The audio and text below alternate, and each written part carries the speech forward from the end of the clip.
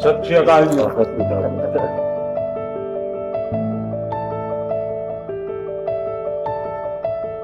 हिंदुस्तान के गांव का एक लड़का जब दुनिया में नाम रोशन करता है तो अच्छा लगता है।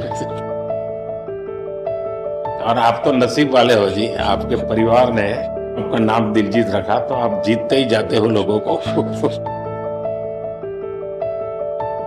हम पढ़ते थे, मतलब ये लिखा हुआ सब जगह और खुद कि मेरा भारत महान, लेकिन मेरा भारत महान मैंने इस टूर में एक्चुअल जाना सर। जब मैं भारत घूमा ना जी पूरा तो मेरे को पता चला ये क्यों कहते हैं मेरा भारत महान। सचमुच में भारत की विशालता एक अपना शक्ति है जी। ये बेनिफिट जनसंख्या इसलिए मिलता है ऐसा नहीं है, हम लोग एक वाइब्रेंट सोसाइटी है।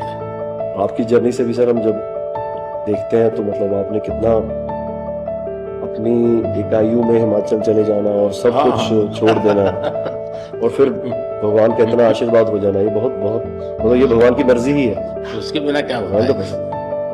हमारे देश में हर इंसान पौधे में भी परमात्मा देखता है। 100% मतलब हम वेस्टेज नहीं करते। हाँ, थ्रो अवे कल्चर वाले लोग नहीं है।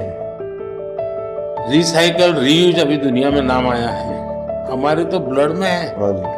दुनिया को इसका पता नहीं है।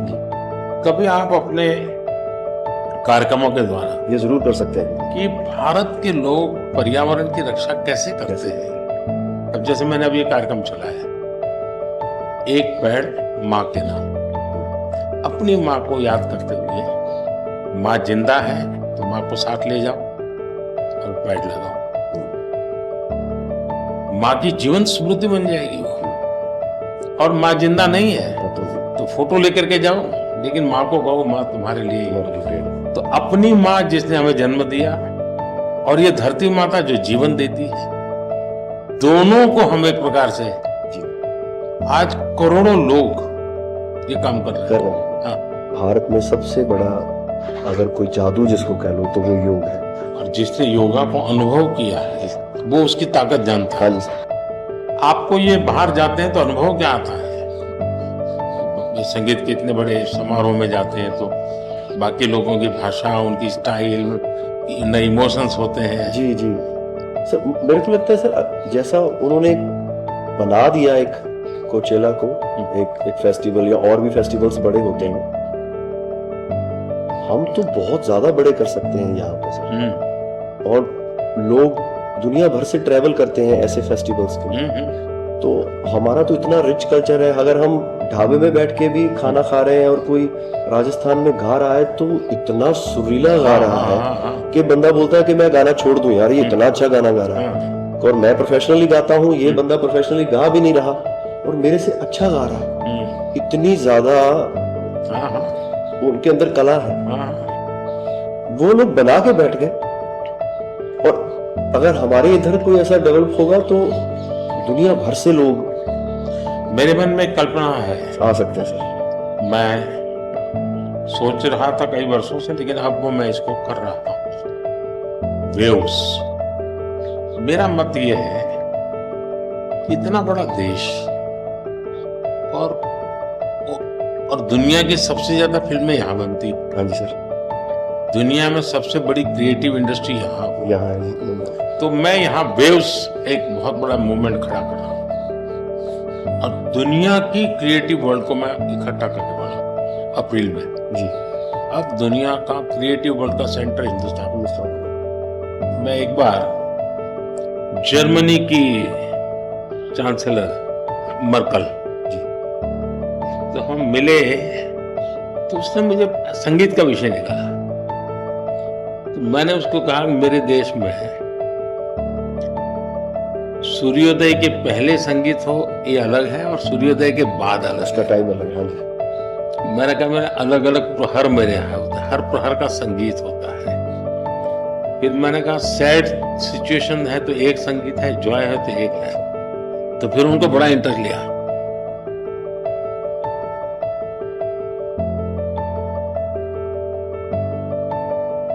मैं सचमुच में साहबजादों का जो बलिदान है जी सर, लेकिन सिख परंपरा ने उसको जिस प्रकार से निभाया है जी, अद्भुत है। मैं तो पंजाब में रहा हूँ तो मुझे मालूम है।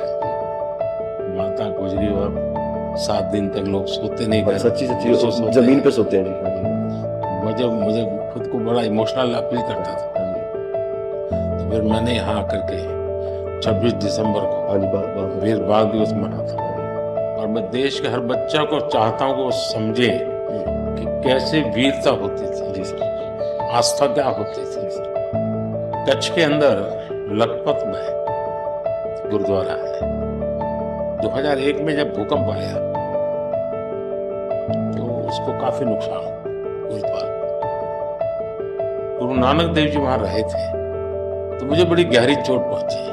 तब तो मैं मुख्यमंत्री नहीं था, लेकिन मैं तब एक वॉलंटियर के रूप में वहां कच्छ में काम करता था। भूकंप के 9 महीने के बाद मैं मुख्यमंत्री बना। जी सर। तो मैं कच्छ गया और मैंने पहला काम तय किया, मैं एक गुरुद्वारा को बनाऊंगा। लेकिन मैंने दूसरा तय किया कि मैं वैसे ही बनाऊंगा जैसा उस समय बना था। तो ऐसे लोग कौन मिलेंगे, तो मैंने बहुत ढूंढा मिट्टी को वहां कहाँ से मिलेगी, उस प्रकार की। फिर मैंने राजस्थान से कलाकारों को लाया, आर्टिस्टों, और उनके बाद जैसा था वैसा बनाया सब। मैंने आपका इंटरव्यू देखा था सर अभी हाल ही में, उसमें जब आप अपने माँ और गंगा माँ की बात कर रहे थे, जब आप इमोशनल हो गए सर, वो मुझे बहुत टच किया। मतलब वो एक हमारे लिए आप प्रधानमंत्री एक बहुत बड़ा पद है, तो हम शायद एक जो उसके पीछे एक माँ बेटा और इंसान है, वो कई बार वो निकल जाता है, भूल जाता है, क्योंकि एक औहदा बहुत बड़ा है। लेकिन वो जब आप अपने माँ को लेके और गंगा मैया को लेके, वो जो आपका वो दिल भरा, वो टच होता था। पता चलता है कि ये एक्चुअली ये दिल से बात निकली है, तभी दिल तक गई। सर ये हमने इंडिया की तरफ से ये पहला सबसे बिगेस्ट टूर हुआ है कि हमने जितने देशों में शोज किए, पहली बार स्टेडियम शोज किए सर हमने। ये इस साल जैसे टूर कल्चर हमारे कम था। हमारे अहमदाबाद में कहाँ किया हमने? गिफ्ट सिटी में। हाँ जी सर। वो गिफ्ट सिटी भी एक मेरा बड़ा ड्रीम प्रोजेक्ट। हाँ जी सर, हमने सबने हमको बताया सर, हम जलेबी फाफड़ा भी खाया और सबने सबसे बड़ी बात है, मैं आपकी तारीफ करने के लिए नहीं कह रहा, इस शोहरत को पहचाना। और मैं आपके व्यवहार से देखता हूं, लोगों से सुनता हूं कभी कभी, तो मुझे लगता है कि आपके माता पिता के संस्कार का हो या गुरु की कृपा का हो, आपने सारी चीजों को पचाया है, उछल नहीं पड़े।